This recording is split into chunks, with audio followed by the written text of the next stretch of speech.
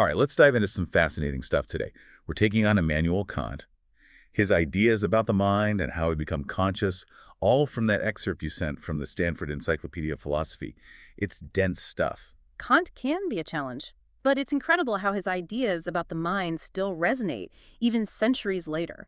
One thing that really struck me is how he tries to find that balance, the certainty of physics, like the NOW gravity works, and the need for faith, that there's something beyond purely scientific explanations. That duality is so key to understanding Kant.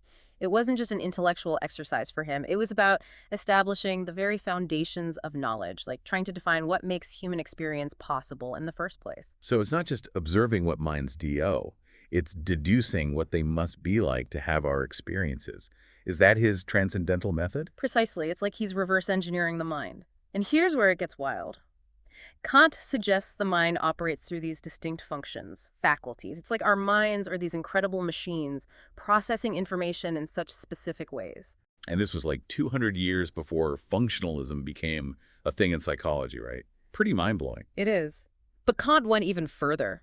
He understood that just sensing the world isn't enough for real cognition. We need concepts, ways to organize all that sensory data. It's not just seeing a tree, it's recognizing it as a tree, understanding its qualities, and categorizing it. So the mind is active, it's shaping and structuring our experience using these concepts. And Kant had a specific breakdown for how this happens, right? Something about 3 types of synthesis. Exactly. Synthesis is like putting things together, creating a coherent whole from different parts. Kant had 3 main types: apprehension, reproduction, and recognition. Each one plays a crucial role in how we experience the world. Okay, so let's break these down, starting with apprehension. What's that all about? Think of it as the initial structuring of sensory information. It's how our minds take the raw data of sight, sound, touch, and organize it spatially and temporally, imposing order. And this is where Kant gets really radical. He argues that space and time aren't actually inherent in the world itself, but rather imposed by our minds as frameworks. Whoa. So space and time aren't objective realities, they're structures our minds use. That's a huge shift from how we normally think about it. Absolutely, and it's a concept that still sparks debates in philosophy and physics today. If space and time are mental constructs, what does that say about the nature of reality itself? It's a big question Kant leaves us with. Definitely food for thought. Okay, on to synthesis number 2, reproduction. I'm guessing this isn't about daydreaming, right? You're right. Kant's talking about how our minds connect present perceptions to past ones, forming associations, often unconsciously, without needing to actively recall specific memories. So like how I instantly know to check my phone when I feel it vibrate, even if I wasn't consciously thinking about it? Exactly. It's that ingrained connection, the mind constantly weaving together a tapestry of experience, linking present to past. Okay, so apprehension structures the raw data. Reproduction links, present and past. What about that third synthesis, recognition? Recognition is where those concepts we talked about come in. It's not just seeing a red, round object, it's recognizing it as an apple, grasping its qualities, categorizing it, understanding its appleness. So going beyond the raw sensation to truly know and understand what we're experiencing, it makes sense. And this raises another question. Where do these concepts come from? How do we acquire them? Kant delved deeply into that. Maybe another deep dive sometime. Yeah, let's put a pin in that. We've got a lot to unpack already. So far, it's been about how these syntheses help us experience individual objects. But there's another layer to this, right? Something about synthesizing entire experiences. Absolutely. Kant takes synthesis to another level. He argues we don't just synthesize objects, but entire experiences, creating a global representation, unifying our perceptions and thoughts into a single, coherent stream of consciousness. So it's not just about this apple or that tree, it's about tying everything into one experience, my experience. Exactly. This shift is huge because it gets at the core of what it means to have a unified self, that sense of I that experiences the world as a whole. And Kant links this unified experience directly to the concept of causality. Causality, how does that fit in here? Well, Kant argues that for our experience to be unified, the events within it must be causally connected. Our minds experience a world where things happen for reasons, where events are linked in chains of cause and effect. So our experience of a unified world implies underlying causal connections between things. That's interesting. It is, and it's a key part of why physics works as a science.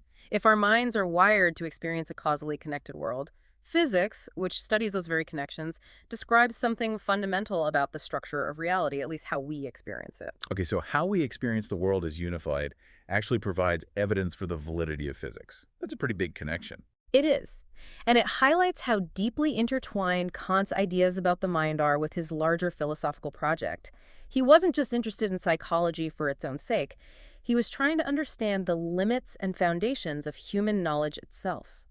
Wow. So by exploring the inner workings of the mind, Kant was also trying to answer some of the biggest questions about knowledge and reality. That's ambitious. It is. And that ambition is what makes his philosophy so compelling, even centuries later. He's pushing us to consider the profound connections between how our minds work and the nature of the world we experience. All right, so we've laid the groundwork for understanding Kant's model of the mind. These three powerful syntheses, the idea of a unified consciousness and the link to causality. We're not done yet. We still need to explore how all of this relates to the concept of the self, the I, at the center of experience. That's right. And that's where things get even more interesting. Kant had some fascinating, sometimes puzzling things to say about how we become conscious of ourselves, how we experience that me-ness at the heart of it all. Well, I'm ready for more. Let's dive into the complexities of self-consciousness in Kant's world. We've been talking about how our minds synthesize experiences, right? Creating this unified sense of the world. But where does the I fit into all of this? How do we even become aware of ourselves as the subject of these experiences? Right, it's one thing to talk about the mind processing information, but there's also this feeling of me experiencing it all. Kant seemed to think this wasn't just a simple awareness. There were different layers to how we experience our own me-ness. He did.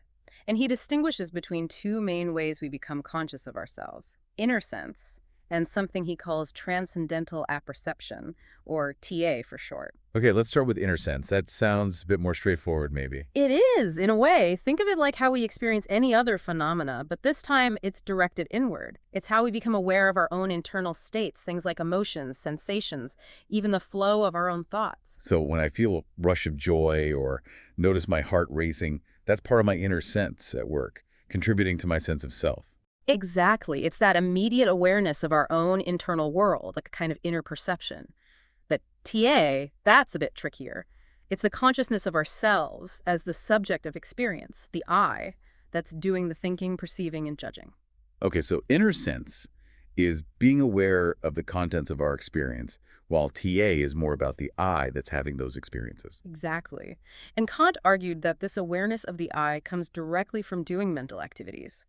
When we think, judge, or perceive, we become conscious of ourselves as the subject carrying out those actions. So it's not just about having thoughts and feelings, but being aware that I am the one having them. Mm. It's like that famous Descartes quote, I think, therefore I am. Yes.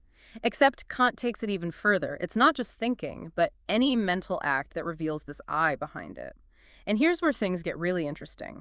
Kant suggests we don't even need to identify ourselves through specific qualities to be conscious of ourselves as the subject. So I don't have to think, I am the person who loves philosophy and deep dives, to have this awareness of me as the subject.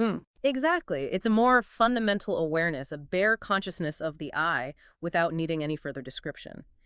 We're aware that we exist as the subject, but not necessarily what we are as a complete being. That's a subtle point, but a powerful one. We tend to define ourselves by our qualities, memories, beliefs. But Kant's saying there's a layer of self-awareness that's even more basic than all of that. And it all ties back to his goal of protecting faith from being completely overtaken by scientific explanation. By arguing that we can't fully know our true selves through reason alone, he leaves space for belief in things that can't be proven through experience, like the soul's immortality. So we can't definitively know if the soul is simple, immortal, or anything else for that matter, just through introspection. That knowledge would require going beyond our experience. Exactly. And this leads to another crucial point.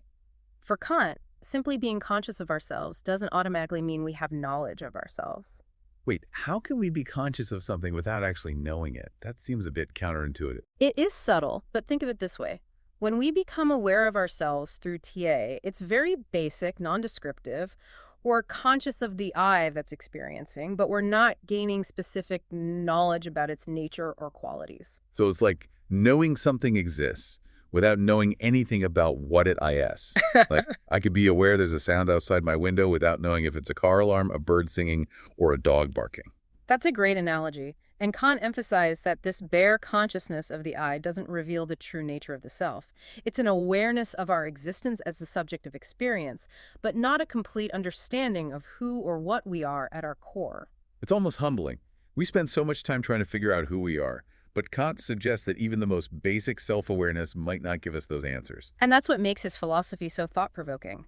He pushes us to consider the limits of what we can know about ourselves through introspection alone.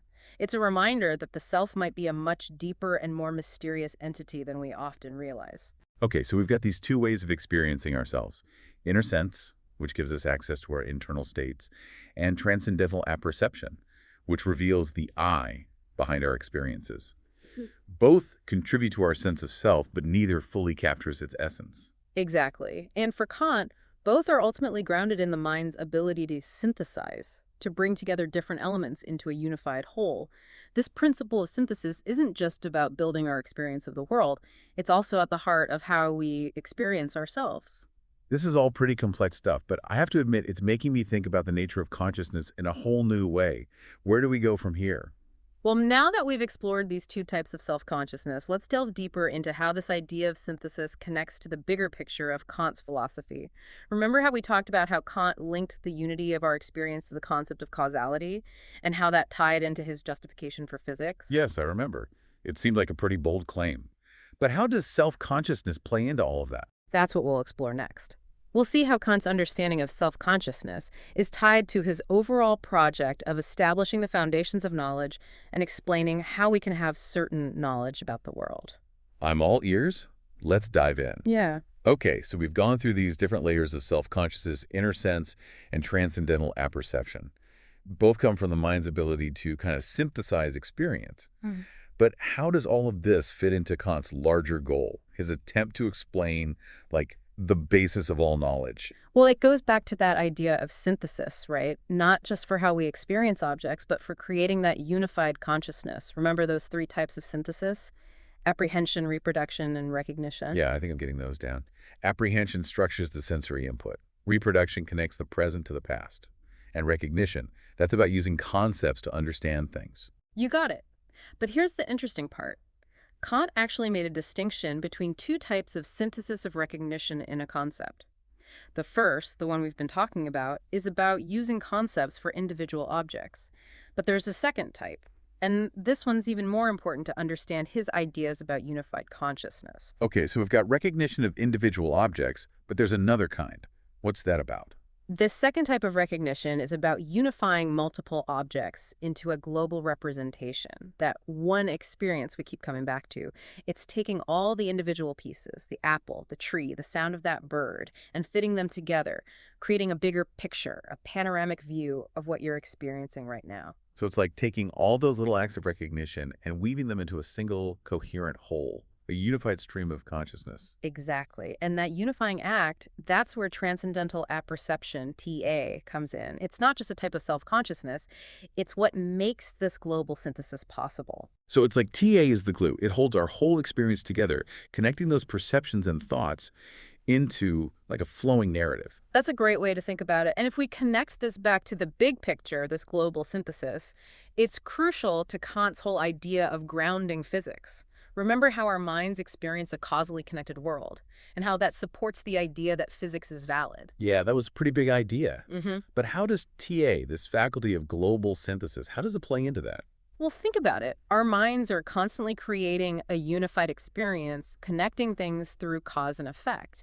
That implies a very particular structure to our reality, right? Yeah. And physics is all about describing and explaining that structure. So Kant's saying that the very act of experiencing the world is unified because of TA. That itself provides evidence for physics. That's a pretty strong connection. It is. It shows just how closely connected Kant's ideas about the mind are to his overall project. He wasn't just into psychology for its own sake. He wanted to understand the limits, the very foundation of human knowledge. And to do that, the mind's ability to synthesize experience, that was the key. That makes sense. But it also seems like Kant was very careful about what we can actually KNOW. He argued that even with TA, we can't completely grasp the true nature of the I. That's right. He was really cautious about saying we have any definite knowledge of the self. He insisted that our consciousness of ourselves, even for TA, it doesn't show us the essence of what that subject is again. We're aware that we exist, we experience things, but we can't fully understand the nature of that I at its core. It's like he's saying, hey, there's an I there, but don't think you know everything about it just because you're experiencing it. It's a reminder that there's always more to discover, even within ourselves. And that's where his commitment to protecting faith comes into play. If we can't definitively know the self just through reason and experience, then there's room for belief in things that go beyond our current understanding, things like the soul's immortality.